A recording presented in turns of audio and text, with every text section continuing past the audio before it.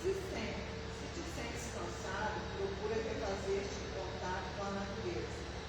Aure em seus inesgotáveis mananciais as energias que necessitas.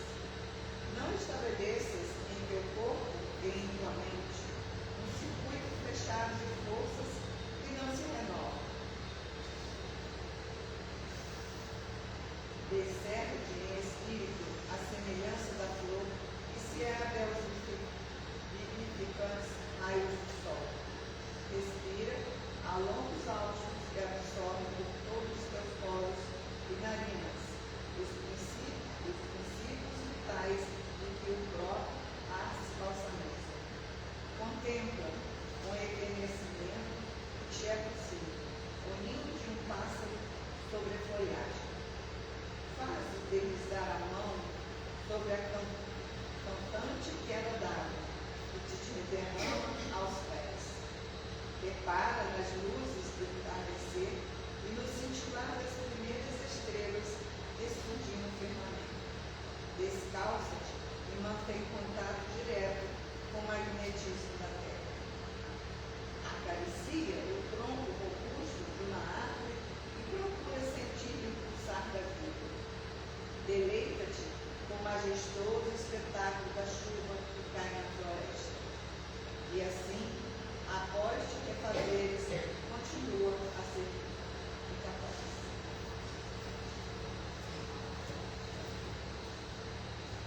Vamos então fazer a nossa prece inicial, agradecendo a Deus, a Jesus, aos amigos espirituais, trabalhadores desta casa, os trabalhadores do plano espiritual que atuam não somente aqui, mas em toda a humanidade, mas em especial aqueles que têm como tarefa proteger, guardar, nos orientar nesta casa. Abençoe cada um de nós, que nos encontramos, encarnados e desencarnados, aqueles que ainda não puderam chegar, aqueles que chegarão. Abençoe a humanidade inteira, Senhor, porque nos encontramos em necessidades, cada um com a sua particularidade, mas todos nós ainda necessitamos muito para que possamos evoluir um pouco mais. Te pedimos, Senhor Jesus, aos trabalhadores desta casa, um amparo maior ao nosso irmão Judas, que fará a palestra da manhã de hoje, e seus mentores espirituais, e que a espiritualidade da casa possa nos envolver. Fique conosco, agora e sempre, que assim seja. Passar a palavra então para o nosso irmão Judas, fique à vontade.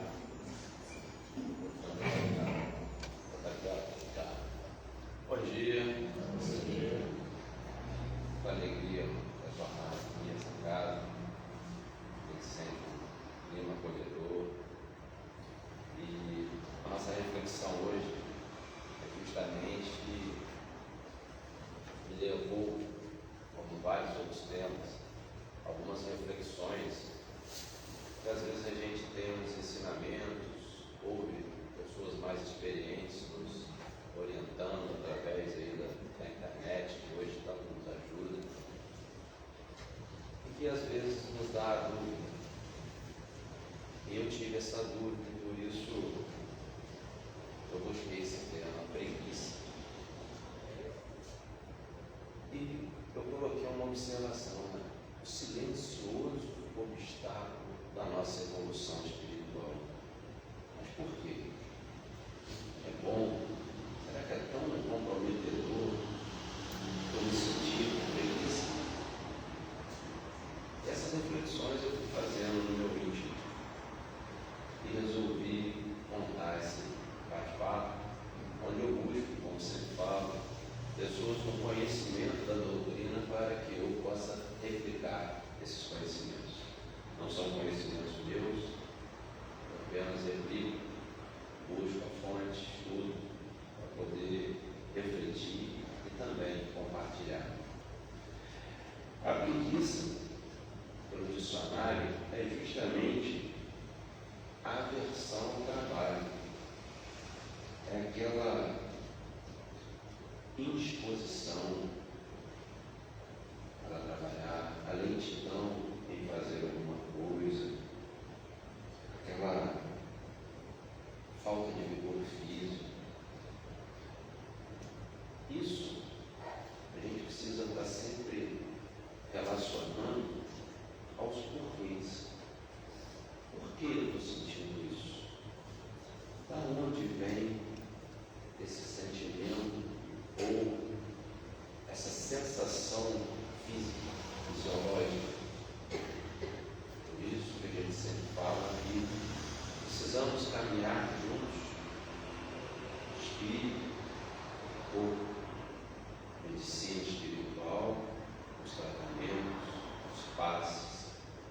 também a terrena.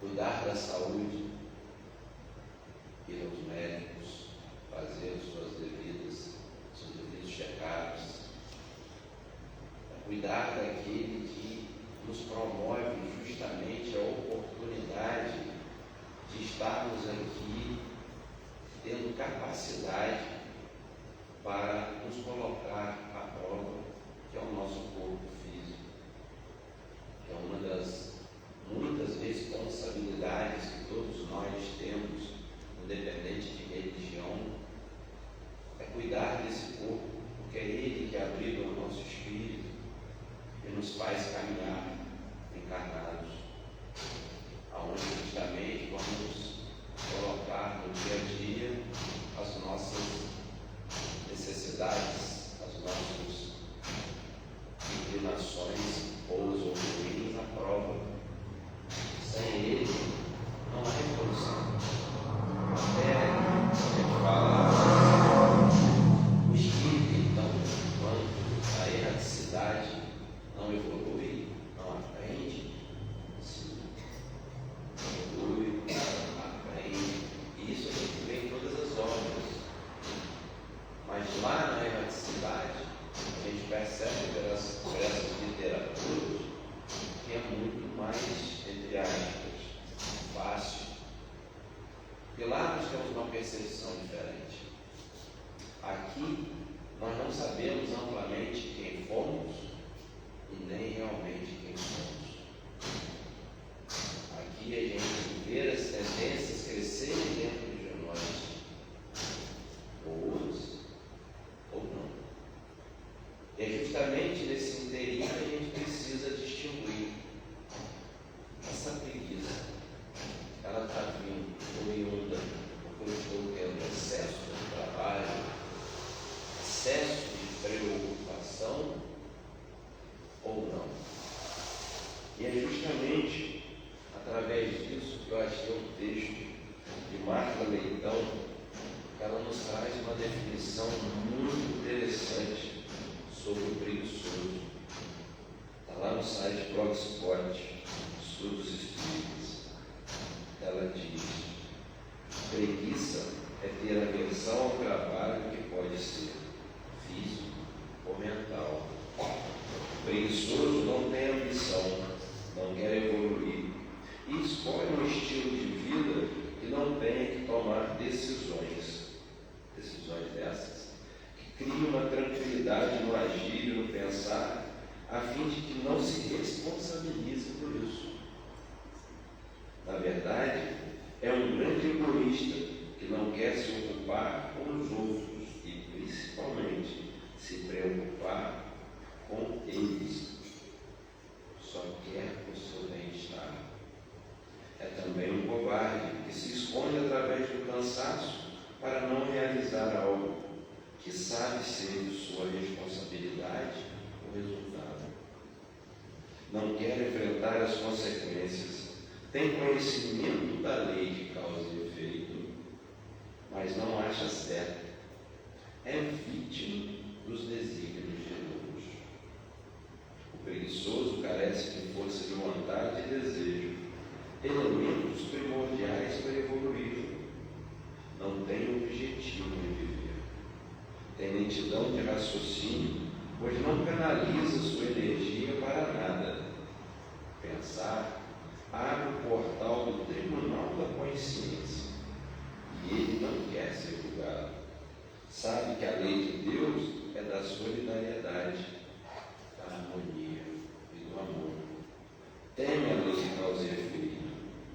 É revoltado por ter que conquistar a felicidade. Exige de Deus a felicidade que não encontra. Usa um subterfúgio para sua revolta contra os desígnios de Deus, dizendo aceitá-los e que, por respeito a Ele, nada faz para mudar o que está escrito por Ele. Todavia, se acha vítima e absurda à vontade de Deus. Deus criou o homem para usar seu raciocínio, ao ponto máximo de reconhecê-lo como o Criador de tudo.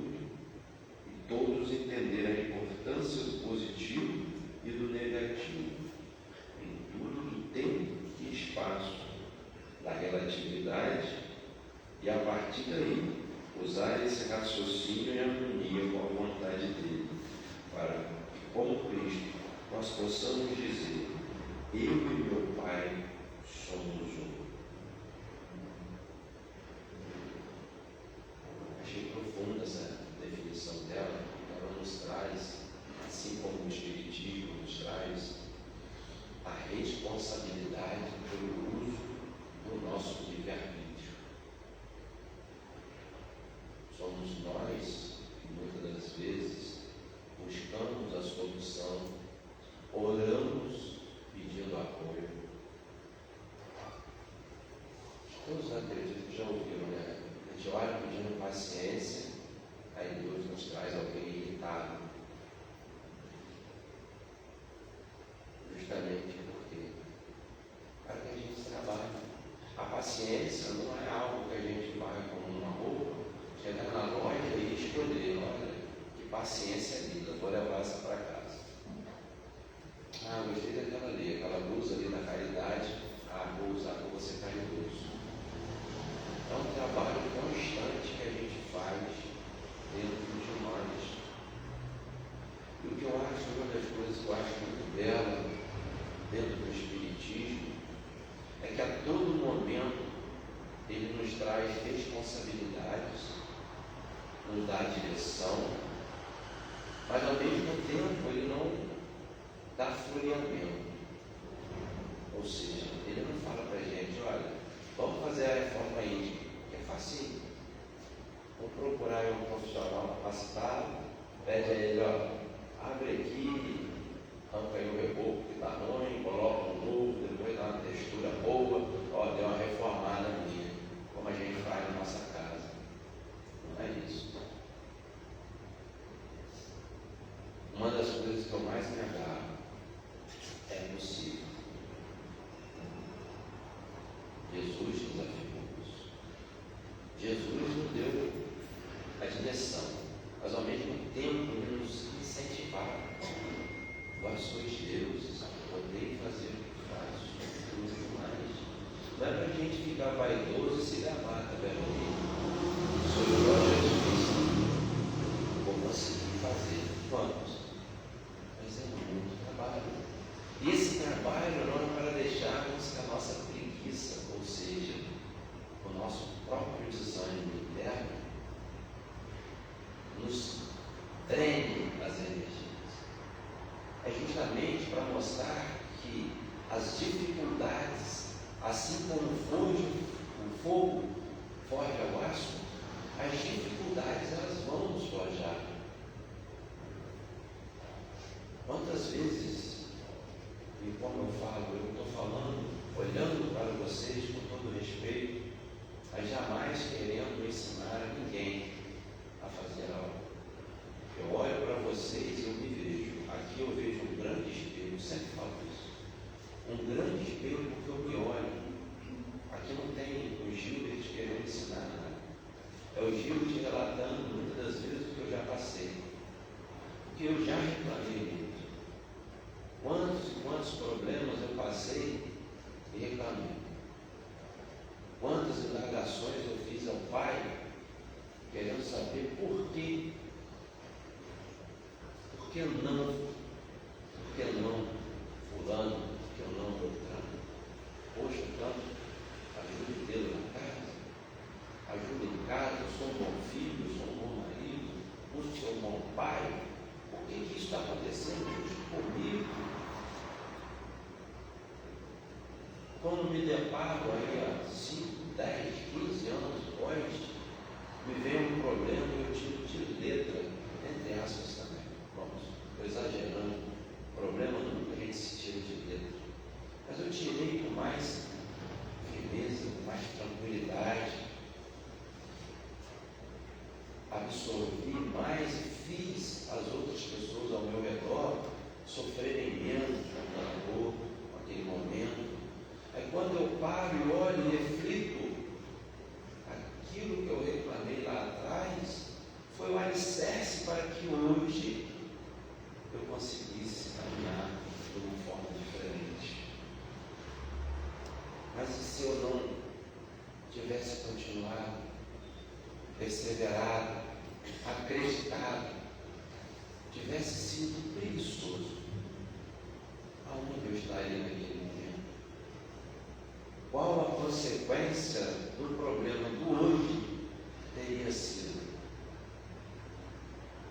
Quando se reflete, a gente percebe, hoje eu teria tomado uma atitude totalmente diferente, que talvez fosse trazer consequências muito maiores hoje. Vamos relembrar lá no capítulo 20 do Evangelho segundo o Espiritismo, os trabalhadores da última hora. Mateus capítulo 20, versículos de 1 a 16. Lá Mateus nos conta que um pai de família sai logo no iníciozinho da madrugada para procurar trabalhador para a sua vida. Ele encontra alguns trabalhadores que o chama para vir e combina cada um de dar um denário ao dia de trabalho. E os trabalhadores vão felizes para vir. Ele sai de novo à terceira hora. Aí eu, como um bom curioso, fui saber o que é isso. Que terceira hora é essa? Porque a hora antigamente não contava como a gente conta hoje. Então a terceira hora é aproximadamente 9 horas da manhã. Aí ele sai, novamente encontra trabalhadores e pergunta: por que estáis aí? E eles respondem: ninguém me ofertou trabalho. Então vá à minha vinha e vá trabalhar. E ele normalmente vai fazendo isso ao longo do dia. Faz a sexta hora, por volta de meio-dia, faz a nona hora do dia, que é por volta de 15 horas, e também na hora 1/10, que é por volta de 17 horas. Aí todos que ele encontrava desocupados, ele fazia a mesma pergunta: por que permaneces aí o dia inteiro sem trabalho? E eles respondiam: ninguém me assalariou. Então vá à minha vinha, trabalho. Ao cair da tarde, quando acabou o dia, o dono da vinha chama ali o responsável pelos seus negócios e fala: paga-nos, começando pelos últimos, indo até aos primeiros. Então ele vai, chama no 10ª hora, 17, receber o mesmo pagamento daquilo que chegou a amanhecer. E estes começaram a reclamar com ele.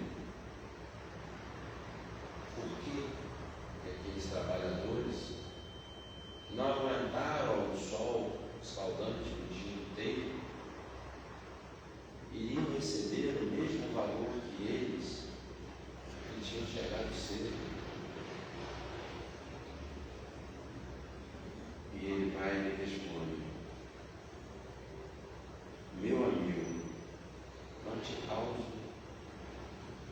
dano. Não combinou comigo receber um denário pelo teu dia? Toma o que te pertence e vai-te. Apraz-me a mim dar-te a este último, tanto quanto a ti. Se sentia feliz, se sentia bem em recompensar o esforço daquele trabalhador. Não me é lícito fazer o que quero. Tens mau olho porque sou bom? Assim, os últimos serão os primeiros, e os primeiros serão os últimos. Pois muitos são os chamados e poucos os escolhidos. Eu entendo que essa mensagem que Jesus vem trazer para a gente para valorizar a nossa atitude, a nossa boa vontade em estar solícito quando o trabalho aparece. É a nossa atitude que vai nos valorizar. independente se eu chego para o trabalho agora, ou quem chega mais cedo, o importante é o quando eu me dou a esse trabalho. E o trabalho a gente precisa estar muito atento, porque ele vem a todo momento na nossa caminhada. Não é só aquilo que eu chego para ajudar, para encher o copinho, olha, eu posso chegar mais cedo para passar um café. Não. O trabalho, na maioria das vezes, vem sem combinar. É aquele colega de trabalho que chega hoje irritado e sai com a falta de educação com a gente. E aí? É a paciência. É o respirar. Hoje vai ser difícil. Não estou falando que não é. Eu sei que é. Principalmente nós que temos às vezes um gênio, um gênio forte, um pavio curto, que a gente precisa substituir o pavio. Bota o pavio da paciência mais curto que o outro.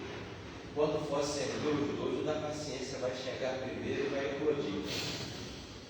Esse que ligou quando a paciência explodiu lá. Deve estar com um problema. Deixa eu falar. Porque quando nós estamos com um problema, nós não nos damos conta de quão ignorantes somos, de quão nervosos somos, de quão sem educação somos. Ah, não, eu não sou não, Pedro. Ah, uma coisa que eu não sou é sem educação. Raramente eu fico nervoso. Será? A vida ensina a gente a todo mundo. Então, essa atitude que Jesus espera, esse convite ao trabalho, não é só aqui. Eu vou até me atrever. É principalmente lá fora. Porque aqui, eu pelo menos aqui, lá no Terra Moraes, eu me considero um santo quando eu estou lá dentro. Eu sou uma exceção. Eu tenho que lembrar de tirar a asa na hora de passar na porta para não. Agora, lá fora, quando eu estou com pressa, quando meu filho mesmo me fala, pai, aparece aqui horas. É 9h30, fica tranquilo, são 8h10. Aí ele, 9h10, ele olhou para mim. E pai, mais uma vez, se atrasando com calma, hein? Com calma, aí ele fica tranquilo, daqui lá, para o trabalho aqui do lado, eu sei, são 10 minutos de casa aqui, foi 10 minutos. Saiu 9h10, 9h20, estava estacionando o carro. Aí eu, velho, eu sou muito ansioso, se eu chegar muito cedo, meu filho. Haja remédio básico, então eu chego 10 minutos, 15 antes, para deixar a minha ansiedade, para fazer ela passar rápido. Então, eu fico nessa vertente. Lá fora, quando eu estou aí saindo com calma para me atrasar, que é o sinal, todo sinal fecha, que sempre tem alguém, assim como eu, distraído, às vezes até no celular, porque o sinal fechou, estou eu ali respondendo uma coisa, o sinal abre, eu não vejo, aí eu estou lá no carro, também não sai do celular. Aí quando eu paro no sinal, a primeira coisa que eu faço é pegar o celular. Aí eu fico assim, rapaz, acabei de criticar o cara, nossa. Esse é o momento de nós sermos trabalhadores da última hora. Esse é o momento. Eu tenho vindo muito tranquilo, eu e minha esposa, há 1 ano e meio, tentando me convencer a comprar um pet. Há 30 dias eu caí nessa tentação. Eu falei com ela, eu não quero ter, eu vou me apaixonar, porque eu gosto muito. Tive 2 quando novo, não quis mais, porque quando perdeu, eu estiver doente. Que aprendizado, vou ter ser pai de novo. Tem que acordar. Na primeira semana, acordei todos os dias, 3, 4 vezes na madrugada, para ficar sentado, dormindo, sentado, ela dormindo no meu pé. Eu tirava o pé e corria que eram acostumadas dentro de casa. Ainda mais que ela muda, dentro de casa. Com 30 dias, o filho já triplicou de tamanho. Imagina que a mim come tudo, tá? Nossa Senhora. Tá bom que eu vou economizar essa parte. Se tiver que fofar o rebolo, é só soltar aquela fome do rebolo todo. Dá para arrumar um emprego para ela. Já dá para arrumar um emprego. Então, a gente começa a ver, olha só. A gente fala tanto, né, do espiritismo. Fala em Alzheimer, não é espírito. Está em evolução. Fomos nós um dia. E às vezes a gente critica, né? Olha, fulano tanto assim, no pé de terra. Nossa, absurdo. Aí quando a gente começa a ter quem tem amor, tá? Quem é? Não vou também falar dele. É um novo aprendizado. Você acha que eu não estou travando minha paciência, não? Nossa. Tem, meia, esquece. Aí quando eu procuro minha sandália, eu já sei. Eu vou lá atrás, lá nos fundos, eu procuro. Já olha, você está lá a sandália. Daqui a pouco não vai ter. Tá bom, já estou preparando para comprar outro. Já. É o instinto dele, vai cantando para janela assim? Não vai. Mas talvez fosse uns 10 anos atrás. Talvez eu quisesse educar de uma forma, vamos dizer assim, dolorosa, às vezes não educa. Se o Senhor fosse correção, escravo não se revoltava. Viver agora, também não faz a verdade. Então a gente precisa disso, cuidar. A gente encontra uma revista espírita, quando eu estou no bate-papo, ela já vai embora. Da revista espírita, de junho de 1958, tem uma dissertação ditada por São Luís. Ele dissertou a senhorita Irmã do Fundo. É muito parecida com essa. Um homem sai cedo de casa e vai à praça para contratar trabalhadores. Aí ele viu dois homens, estavam ali sentados, conversando, braços cruzados. Ele foi a um deles, abordou, perguntou o que estava fazendo. Ele falou que não tinha trabalho. Aí ele falou: estou procurando então trabalhadores, aceito? Aceito. Então pega a enxada, vai ao meu campo, na vertente da colina onde sopra o vento sul. Cortarás as luzes e removerás o sol até que venha a noite.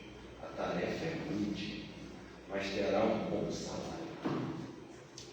O povo colocou a enxada no ombro, agradeceu.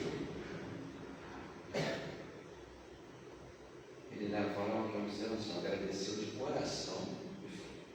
Ouvindo isso, outro trabalhador se levantou, aproximou-se e falou: Senhor, deixai também que eu vá trabalhar em vosso campo. E tendo dito isso, a ambos por serviço, marchou à frente para mostrar-lhe o caminho. Chegaram ao local, passou a mesma diretriz do outro. Aí ele olhou e dividiu o trabalho. E foi. Quando ele saiu, o último dos trabalhadores contratados pôs fogo no mato, onde a parte que lhe cabia, colocou fogo, lavrou a terra com a enxada, o suor no mar de sua fronte sob o calor ardente do sol. Murmurando a princípio, o outro o imitou, mas logo abandonou a tarefa, ficando a enxada no chão. Sentou-se ao lado, olhando o trabalho que seu companheiro fazia. Ora, no início da noite, o dono do campo veio, olhou todo o trabalho realizado, chamando o trabalhador sobre isso, cumprimentou, dizendo: trabalhaste bem, eis o teu salário. E o despediu, após darem uma moeda de prata. O outro também se aproximou, reclamando o valor de seu salário, mas o dono lhe disse: mau trabalhador, meu pão não saciará tua fome, porque deixastes inculta a parte do campo que te foi confiada. Não é justo que aquele que nada fez seja recompensado como que trabalhou bem. E o despediu sem dar-lhe nada. As palavras são muito parecidas, mas há uma pequena diferença que se torna muito grande entre elas. Cristo. Sim. Pode falar. Comparando as vidas, o mal do trabalhador, naturalmente, não recebeu nada. E foi sentido. O outro, da primeira parábola, que também não fez nada, porque só chegou no finalzinho do dia, no entanto, ganhou a mesma quantidade daqueles que vieram no amanhecer. Né? Então, grande é a diferença. Um é a função do trabalhador e o outro é a função do empregador. Na primeira parábola, é exatamente isso. Todos se dedicam com muito afinco, se doam com amor, fazem o que tem que fazer bem feito, não olham para o lado para comparar, para pensar o que é o outro, como é o outro, qual a função, de que forma ele está fazendo. Ele utiliza o seu conhecimento ou a sua força para fazer o que lhe foi confiado da melhor forma possível. Ele não se esconde atrás do serviço do outro ou de qualquer imperfeição que possa ter.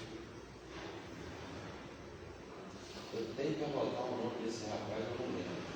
Ele nasceu com problema congênito, ele só tem um tronco, os membros, as pernas, os braços, não desenvolveram. Esqueci o nome dele.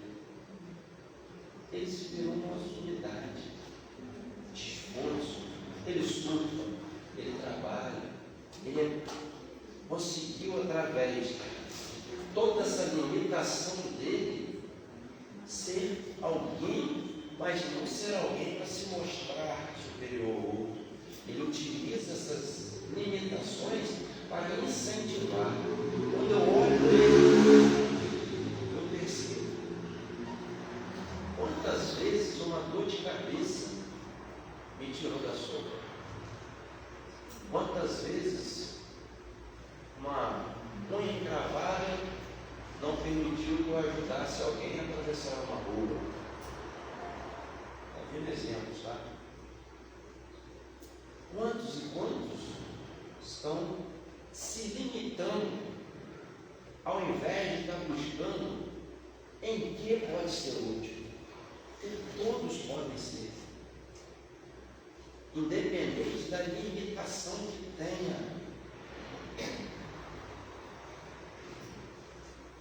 Gilbert, e esse exemplo, eu vou falar isso também. Vou falar isso do Gilbert, porque ele não gosta de interromper. Esse exemplo desse rapaz, e já tem outros também, com as mesmíssimas deficiências, ou falta de membros, ele está comentando a mesma coisa. Eu e ela fizemos um testemunho de uma das vezes, já ouvimos ele diversas vezes. Ele diz o seguinte: pensa que ele não tem sofrimento, ele tem sofrimento todo o tempo. E ele trabalha esse sofrimento. Ele diz assim: olha, ele está sempre sorrindo, sempre mostrando alegria. Você falou que quando você está aí, você olha para cá e vê você aqui também. Né? E esse rapaz diz o seguinte, mostrando que não é para ser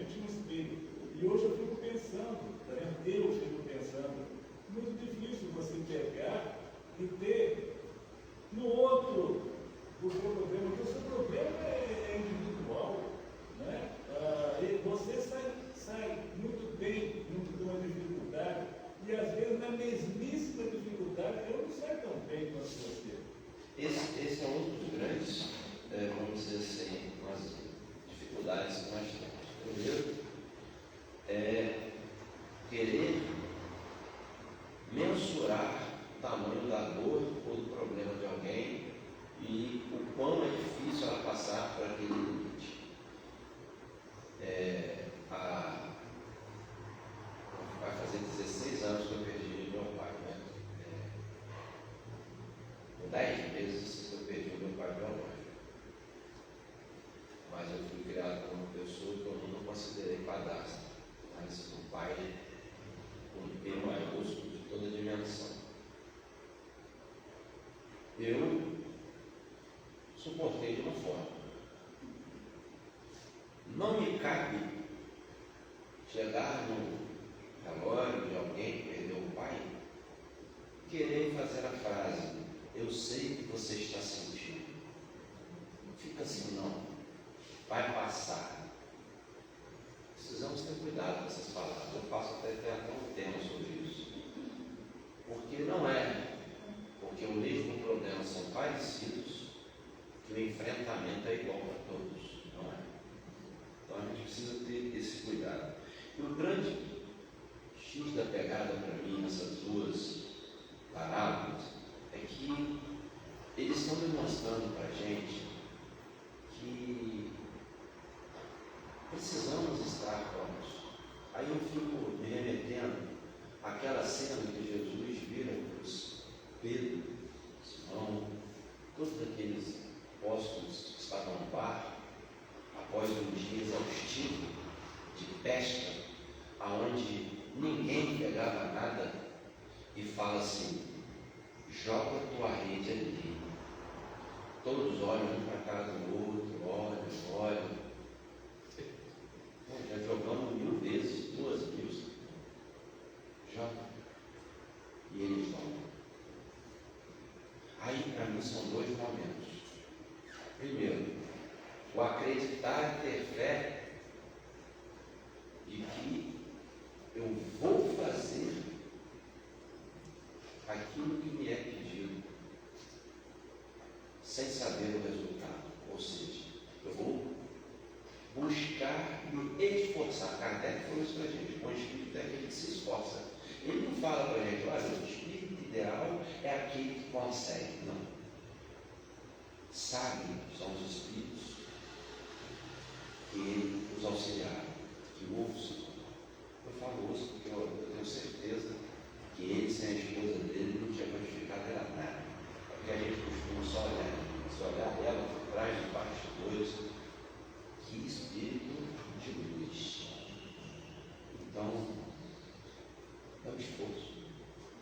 Agora, mais importante, vocês já imaginaram dois momentos? Primeiro, a preguiça de eu fazer o que Jesus está me ensinando. E a segunda, quando eles sentem o peso da quantidade de peixe.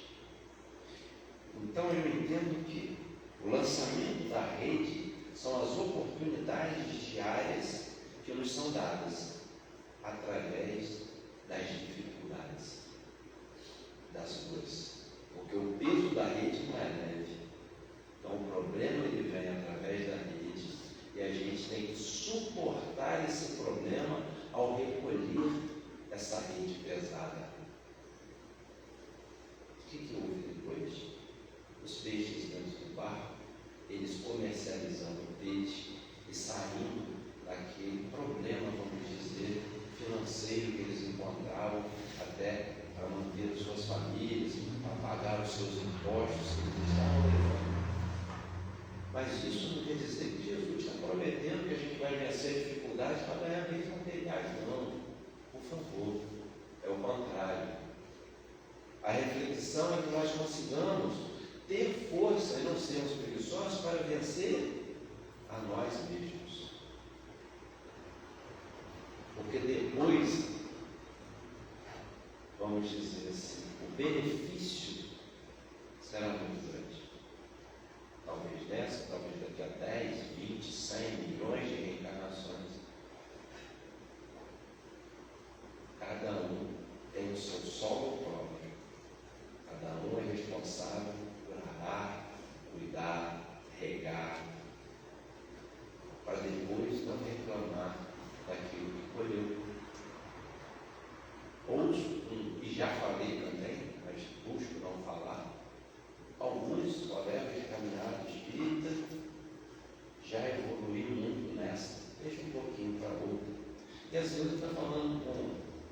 falo em tom de brincadeira com fundo de verdade.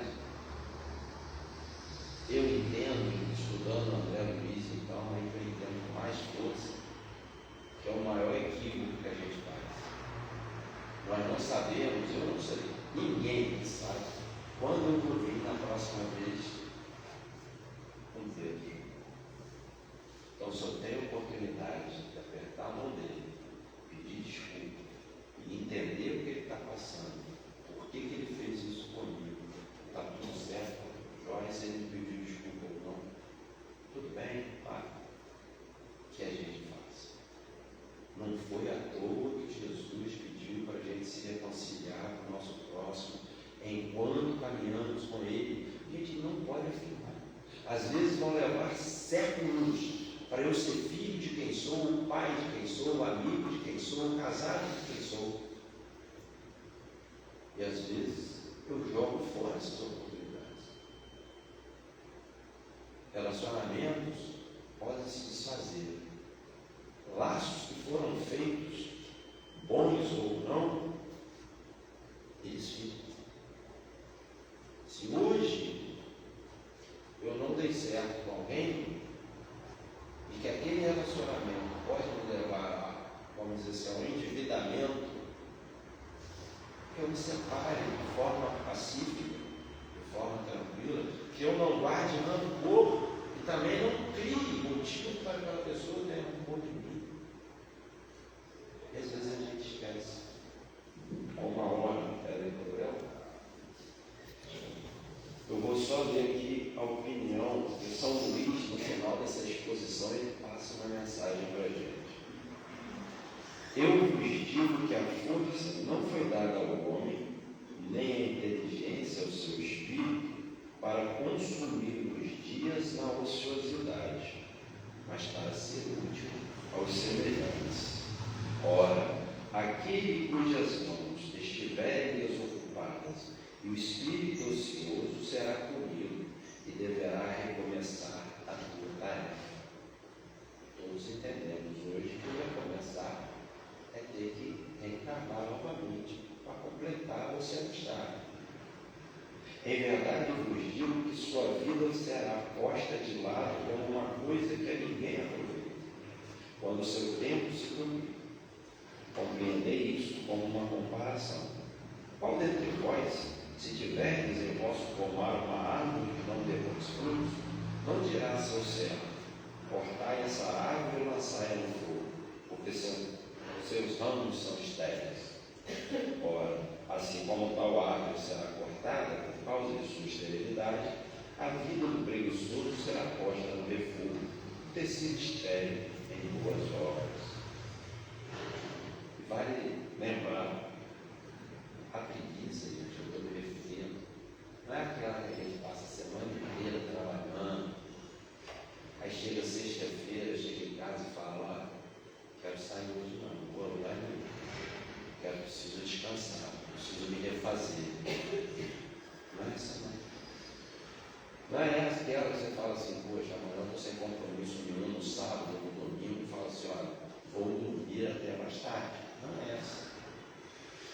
Não podemos confundir. Eu ia falar lá no início, deixa eu falar agora. Não é essa. Isso faz parte. Às vezes nós estamos num ritmo acelerado, muita coisa a se resolver, problemas a serem vencidos. A parte orgânica fica debilitada, principalmente se olhando uma vida sedentária. Porque uma hora realmente a conta vai chegar e eu preciso dar ao meu corpo a oportunidade de refazimento. A minha parte celular, ela precisa ser feita através do sono e do descanso apropriado. A gente tem o costume de fazer atividade física, a gente tem o costume de falar entre a gente que o descanso também é treino. Porque não adianta eu ir para a academia de segunda a segunda, não, eu não vou me desenvolver. Eu preciso ter isso. O descanso faz parte do meu treino.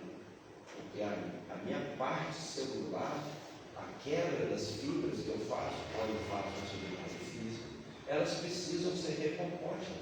É aí que a gente faz acontecer a musculatura. Eu quebro a fibra, descanso ela.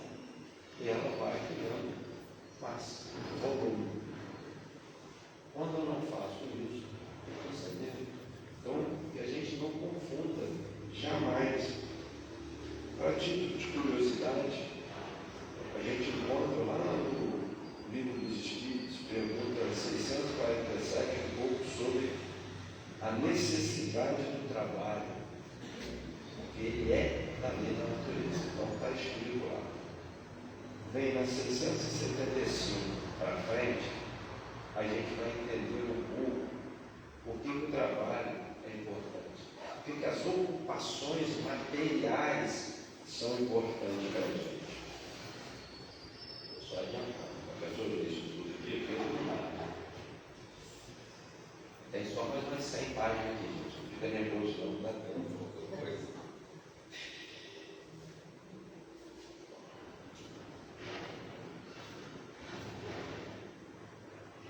Deixa eu só finalizar.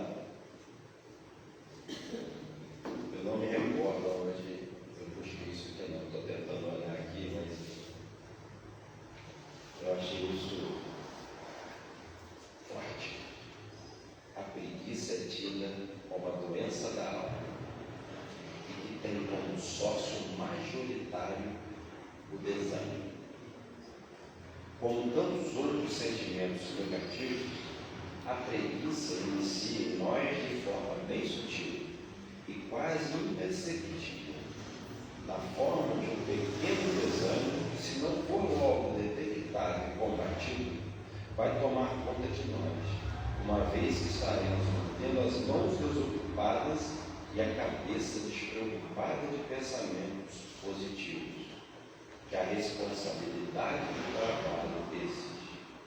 Com isso, nos entregaremos à ociosidade, que nos levará à invigilância, que vai colocar a nossa faixa vibratória em declínio, abrindo então para os inimigos da luz. Não é à toa que a preguiça é considerada um dos 7 pecados capitais. Então, não levamos nessa vertente, mas é bom a gente lembrar que e a gente precisa, nesse ponto, concordar com nossos irmãos católicos. Realmente, ela vai nos. A gente entende ser pecado total, mas se a gente deixar ela nos engessar, enrijecer, a gente vai ficar com preguiça até de refletir o que é certo ou errado. Eu fico muito feliz em ver cada um aqui, porque todos aqui hoje venceram um pouquinho da sua preguiça, porque no domingo de manhã, geralmente é o que todo mundo tira, falando um pouquinho mais. E eu já agradeço. Eu acertei o alvo, eu disse, eu acertei o alvo ali. Eu agradeço a paciência de vocês que estão aqui hoje conosco. Jesus abençoe a todos. Muito obrigado. Bom, pessoal, vamos reforçar o nosso convite aos trabalhos da Casa Severino Rosa, obra do berço, sopa, atendimento fraterno, tantos outros, tantas outras atividades que a casa oferece, além do acolhimento, das portas sempre abertas, para atender a tantos quantos aqui chegam, que queiram verdadeiramente se consolar, mas depois desse consolo, desse abraço, desse entendimento, que possamos trabalhar em auxílio um ao outro. Essa é a meta, é a nossa necessidade, esse é o nosso querer, estarmos sempre auxiliando um ao outro. No nosso convite, mais uma vez, reforçando esse convite especial para a nossa segunda roda de conversa, vai acontecer no próximo sábado, dia 29, às 15h30. Vamos ter como tema o papel da Casa Espírita no acolhimento à comunidade LGBTQIA+, algo que a gente precisa reforçar a todo momento, falarmos como espírito que somos, da necessidade de termos um olhar voltado para os nossos irmãos e irmãs que estão na mesma caminhada que nós encontramos. Então, a casa espírita, tanto quanto a sociedade, tem esse papel, né, de acolhimento. E nós estamos aqui para debater, para conversarmos um pouco nesse próximo sábado, no dia 29, às 15h30. Estão todos convidados que estão presentes, que estão nos acompanhando pela rede social, que vai multiplicando esse convite para que nós possamos estar aqui passando uma tarde maravilhosa de convivência, de conversa e de entendimento, de mais esclarecimentos. Quero agradecer a Lucas pela palestra, pela tua vida, pela tua, enfim, por tudo que você nos transmitiu nessa manhã, e te pedir para que faça a prece para que nós possamos passar para o trabalho que faça. Eu que agradeço a oportunidade de trabalho. Vamos elevar nossos pensamentos, fechar nossos olhos, respirar fundo. É mais Jesus. Vem conseguir andar da natureza. Ó Mestre, o Senhor tanto nos ensinou, tanto nos demonstrou através da sua prática aqui entre nós. Ilumina cada irmão deste lindo planeta, seja ele encarnado ou desencarnado. Mesmo aqueles que ainda não acreditam em Ti, pelo Teu amor e Teus ensinamentos, sabemos que também são merecedores das bênçãos, principalmente porque, como assim disseste que veio para os doentes, são eles ainda longe do Teu caminhar, do Teu falo, do qual todos nós que já buscamos esses caminhos, essa forma de ser, temos a gratidão por podermos orar a Ti para agradecer pelo nosso corpo, pelos nossos dia a dia, pelas nossas dificuldades que nos tornam. Pai, tudo nos ensina e trabalha até hoje incessantemente, junto com todos esses irmãos de luz, trabalhadores incansáveis de bem, cada um com suas funções de patrona, de casa, de templos católicos, de igrejas evangélicas, que não olham a nós por religião, nem por cor, nem por raça.